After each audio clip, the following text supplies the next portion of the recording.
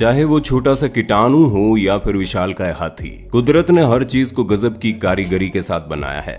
लेकिन कहीं ना कहीं इंसान को बनाकर कुदरत ने सबसे बड़ी गलती कर दी, क्योंकि इंसान कुदरत के द्वारा बनाई गई एक ऐसी चीज है जो आज कुदरत को ही निगल जाने की कोशिश में लगा है। ये वजह है कि कुदरत ने जिस इंसान को पृथ्वी पर बनाया था, वो इंसान आज कुदरत को ही चकमा देकर चंद्रमा और मंगल तक को अपनी मुट्ठी में भरना चाहता है।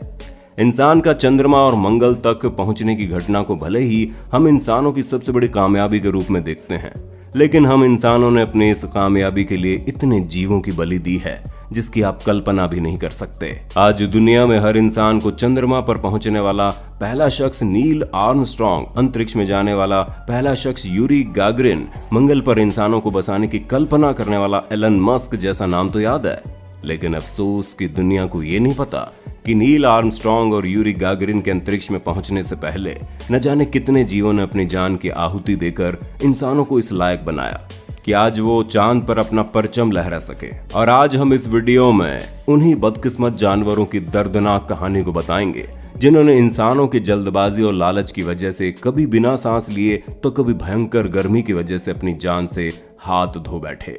वीडियो अंत तक जरूर देखिएगा। यकीन मानिए उन जानवरों के साथ हुई नाइंसाफी को देखकर आपके रोंगटे खड़े हो जाएंगे।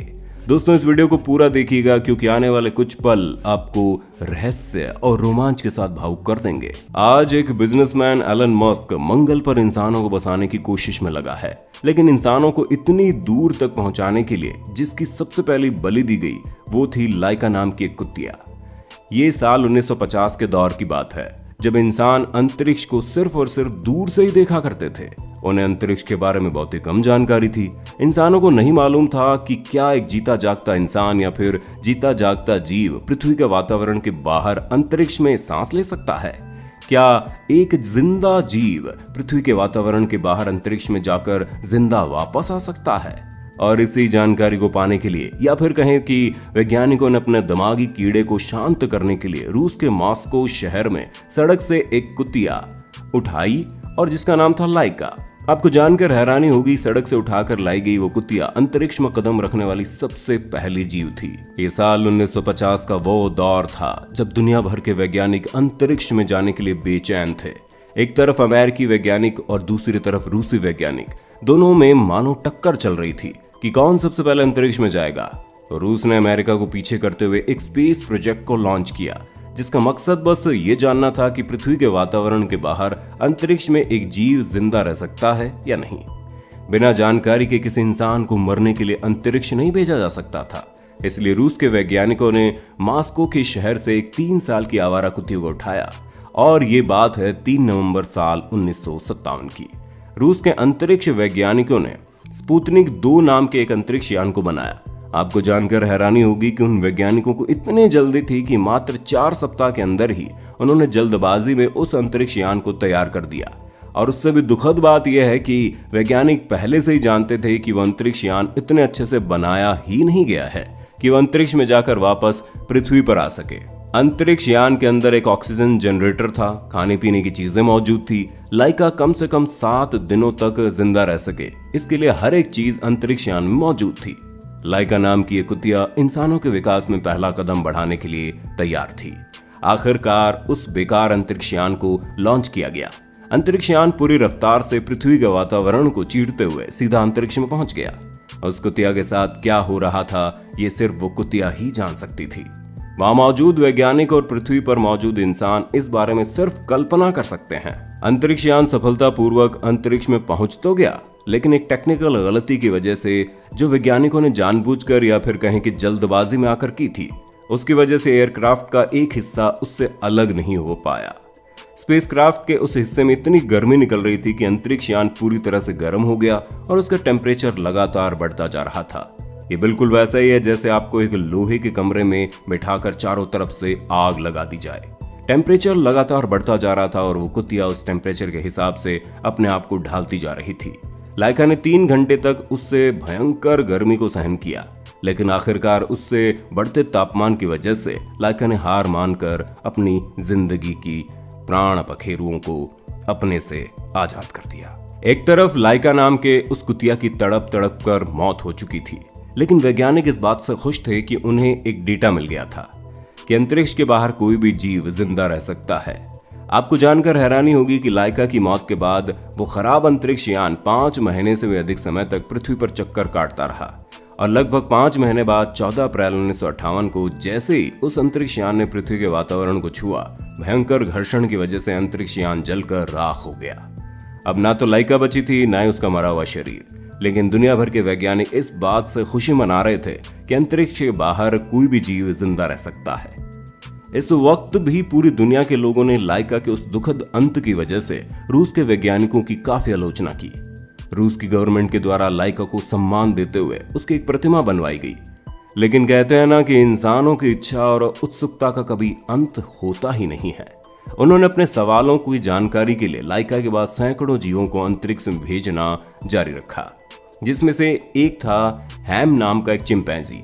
1960 के उस दौर में अमेरिका और रूस के बीच अंतरिक्ष की दुनिया में आगे निकलने की गजब कंपटीशन चल रही थी। रशिया को आगे बढ़ता देख अमेरिका भी कैसे पीछे रहता।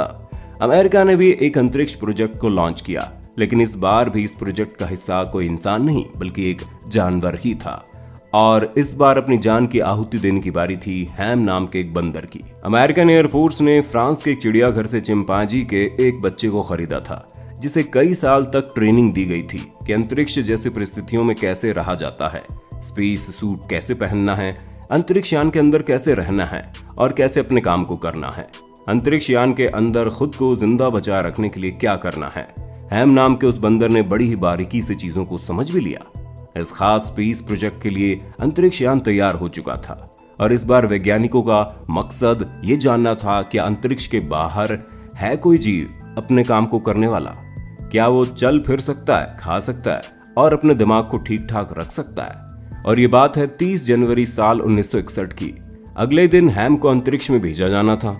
उस दिन उस बंदर को बेहद प्यार किया गया, उसे अच्छी अच्छी खाने की चीजें दी गई और उसे हर वो चीज करने दी गई जो एक बंदर खुशी खुशी करता है, क्योंकि वैज्ञानिकों ने मान लिया था कि शायद ये बंदर कभी वापस ना आ पाए।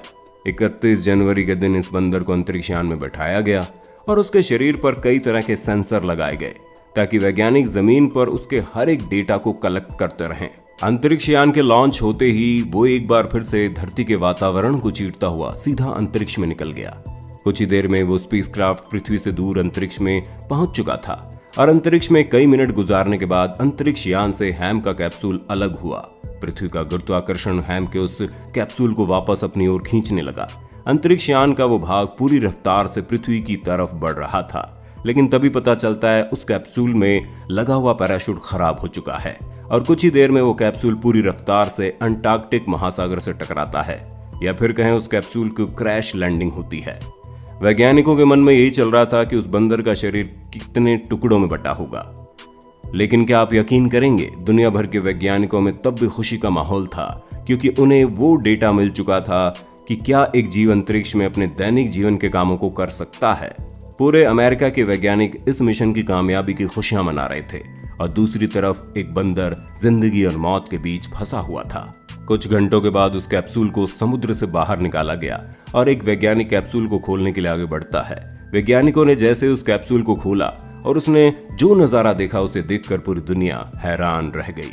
बंदर पूरी तरह से सही सलामत था, बस उसके चेहरे पर थोड़ी चोट आई थी।